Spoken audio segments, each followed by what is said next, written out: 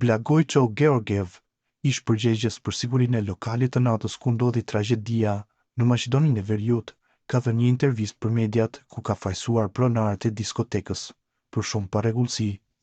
Ai tha se gjatë periudhës që është marrë me sigurinë e klubit, ka vritur një sër problematikash.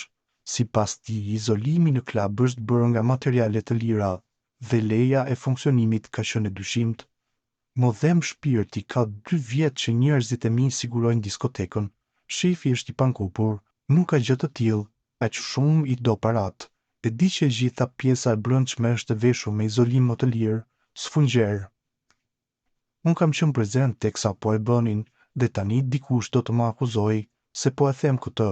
Më akuzojnë 60 familje, 30 persona, ndodhen ende në spital, ka thënë Georgiev.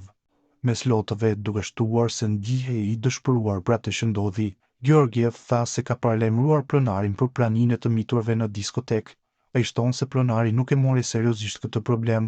I thash po vijnë fëmijë 15 vjeç dhe ai më thoshte, le t'i lënë për lekët që ne t'i fitojmë.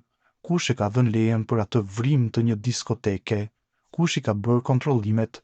Unë personalisht kam raportuar se ka pasur një tuftë të miturish brenda dhe në fund, më rezulton se unë jam problemi. Unë flas për sistemin, jo për individët, tha ai.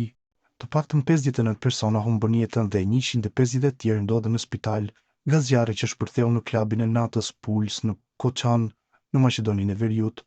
Klubi më vonë u zbulua se funksiononte me një licencë të falsifikuar dhe nga kontrolli u konstatuan dështime të rënda sigurie.